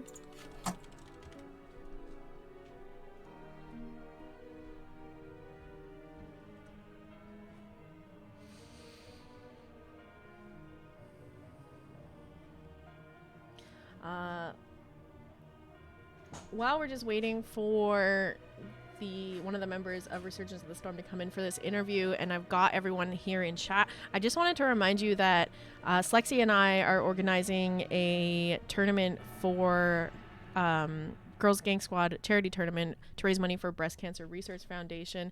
If you are interested in coming to support that cause, that's going to be happening here on this channel October 18th. And I'll give you more information later. Hello, sir. How's it going? Good. And congratulations on the 2-1 victory. Thank you. Appreciate it. How you guys feeling after that? Oh, you know, you can't counterpick stupid. You definitely have to give it to them. The games that we play with them are always close. It always goes 2-1. So, you know, but it feels good to come out with the win, ultimately. Yeah, absolutely. You know, that's how some good rivalries are created here in these divisions. But yeah, I want to start here with game 1. Now, you guys did pick Alterac Pass, is that correct? Yeah, we did. Now, did you know going in that you wanted to do an Abathur comp, or is it just like a map that you guys like to play on? So, you know, I think it's no secret now if people look at our match history that we've played Abathur Illidan on that map before. So it was something that we picked, something that we were planning on playing. But, you know, kind of going with the Abathur Illidan, you're kind of saying that we're a late game comp. You know, we're going to just maybe allow them to take some early game pressure, allow them to take the objective, and then hopefully we can scale in time to win the late game. But it just didn't work out for us this time. They played really well in countering and just picking this crazy macro comp with Wave and Azmodan and Whitewing. They were all over the map at every single point of the game, so it was tough. We saw a lot of Zeratul bans coming out from the side of Can't Counterpick Stupid, and I maybe heard some whispers in chat that might be on you? Yeah, so no team thus far this season has let me play Zeratul, probably based on last season, but yeah, maybe one day we'll get it, I don't know. So confirmed C2D2 Zeratul God on Resurgence of the Storm then? He might be up there, you know, with some of my mates. I might have him at over a level 100, you know, something like that. So your team really stuck to the same first couple bans in all 3 series, getting rid of that Garrosh and Sylvanas. Can you tell us a little bit about why you chose those as the bans? Yeah, just doing research on the team. It looks like there were any time they could get Garrosh that they would pick it. Mm-hmm. And, you know, we played against CCS before. I kind of know Valkymer's hero pool. So, like, if we can take out the Garrosh, we know he's going to try to get Verdin or Joe. So we tried to either pick one of those or ban him. So trying to just kind of tank choke him a little bit. And then the Sylv pick, we just noticed that they were winning a lot with the Sylv, and other teams were banning the Sylv against them. So we figured just take those out. And there wasn't anything we felt like in the first 2 games that we needed to really like change our direction on the bans with. All right, Dax, you sounded like you had another question there before I asked that one. Nope. I was going to ask about this air tool there. So you just, mind are in sync there. So let's go to game 2, Towers of Doom. Putting Diva in the 4-man, I like that strategy a lot. Now, is that something that you've kind of guys have played in practice, or is this something that you thought maybe would do well on that map? Well, really, the Diva was originally going to be the offlane pick, but as soon as we saw the Urel, I know that Diva can work both. Well, we know that Diva can work both well in the 4-man and the solo. So when the Urel came out, just the Malthael counter was too good of an opportunity to pass up. So putting the Malthael in the double soak, kind of forcing the Urel to not be as productive as she wants to be. Meanwhile, Diva can still be very productive in the 4-man. We saw you guys opt to take 2 bruisers again in game number 3. Can you just talk a little bit about that? Why you decided to draft Mephisto and Thrall going into that 3rd game? So the Thrall pick, I think the kind of the bruiser in the 4-man is something that's getting more popular. Like I've looked at other teams in our league, and they're kind of doing the same thing. I think it's something that's like coming up right now. And with the Thrall, we just thought he brought a lot to the table, right? He's got a poke, he's got the root, he's got the sunder, which we opted for, the stun. So it was just kind of a good all-around be able to peel. It was something that I think worked really well for us in that game. All right. Dax, do you have any last questions here before we get into some shoutouts? I guess the 3rd and final question, I guess, so we'll just take the last final stop here at game number 3. Just dealing with that Lunara, it looks like no matter who you guys set up there to deal with her, top and then bottom, it was just wondering about what the comms were and just how you guys ultimately just decided to deal with her in game 3. So yeah, I think the Lunaro pick was the counter pick to the Malthael pick, if I'm not mistaken, thinking that the Malthael was going to go to the offlane, so we opted to again go with the Thrall, even though we all kind of struggled against the Lunara. We were hoping that we can get value other places in the map in order to make up for that. She was able to get some good offlane pressure for them, but I think we executed what we needed to, meaning like we got the picks that we needed to, and we were able to take the shrines that we needed to while she was kind of doing her thing. They ultimately didn't take a keep, so ultimately I think it was the right decision to play kind of not engaging her too much and focus on other parts of the map. All right. I have no last questions for you, so we can get into some shout-outs here. Is there anyone you'd like to shout out from your team, C2D2? Definitely got a shout out to Wingman for putting up big numbers in the last 2 games, both on Tacitor and on Mephisto. His damage definitely enabled us to get a lot of those picks and a lot of those kills. Shout out to Suze for playing great healers both times, getting a really good salvation value with the new buff salvation on Anduin. Shout out to Perseus for playing great tanks. I think everybody really executed really well. And then shout out to my girlfriend for always supporting and watching and chatting, making comments in the chat and everything, the surges. And then of course Parker and anybody else who's watching. I think Parker's watching. So and then obviously to you guys too.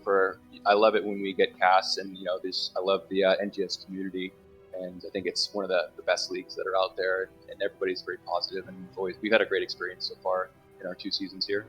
Oh, our pleasure casting your games. I wish you the best of luck in the rest of Season 10 of NGS. I'm looking forward to see how your team plays out for the rest of the season, and good luck. All right, thank you very much. All right, bye-bye. Yeah, See ya. Yeah, bye. Okay, let me get Dax back up here.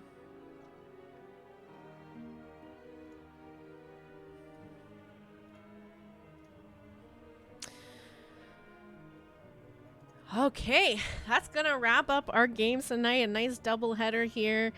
We saw Tiny Dancers winning that one into Careless Badgers earlier tonight, and after it was Tiny Dancers that won, right? No, I don't know. Yes, Tiny Dancers won game 2, and the Careless Badgers won game 1, or the series 1 and 2, respectively. Anyway, but this series going over to Resurgence of the Storm, such great games tonight. I don't know. It was a long night, and I was excited for all these games, and I'm happy how they played out. I'm glad we made it to game number 3 in this last series. Yeah. How are you feeling, Dax?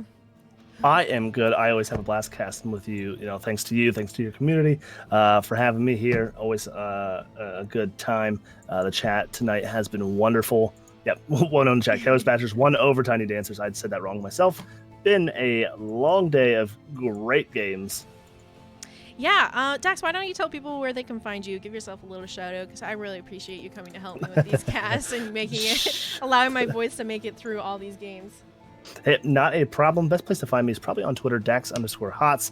I love to share memes, talk about Heroes of the Storm. I'm in your Discord, NGS Discord, just Dax usually anywhere else.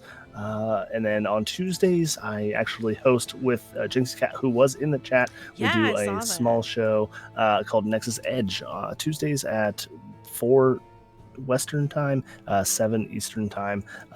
Just Sports Center style. We play some games. We talk about the NGS as a whole. But yeah, it's a fun little show. You guys should definitely go check that out. As for me, you guys found the channel already, but if you're not following, make sure you hit that follow button. Generally, just casting a lot of HOTS these days, not too much playing for myself, taking a little bit of break from grinding ranks. But additionally, we do have a Girls Gang Squad charity tournament coming up. It's in affiliation with NGS. So we're going to have Slexia helping me run that. It's happening October 18th at 12 p.m. Pacific time. It's going to be like a bracket tournament with we got a nice little group of casters to fill these out. So I'll be casting, and the rest of the caster announcements coming up soon, so keep your eyes out for that. If you are looking to get involved, if you're a lady yourself and would like to come play in that, definitely looking to pick up a few more players still, so reach out to me on Twitter or Discord or wherever you can find me, and I will get you the invite and get you all set up to come participate in that tournament. If you're not a player, definitely come check out and support the tournament. We are raising money for the Breast Cancer Research Foundation, as October is Breast Cancer Awareness Month, and Girls Gang Squad is kind of making it an annual tradition to do a charity stream for the BCRF. So yeah. Other than that, this is going to wrap up the evening. I really appreciate, once again, Dax coming to help me cast all these games, and GG's to Careless Badgers and Resurgence of the Storm for the games we casted tonight. Well played, exciting matches, and can't wait for the next ones. Absolutely. Thank you again, and good night, everybody. Good night.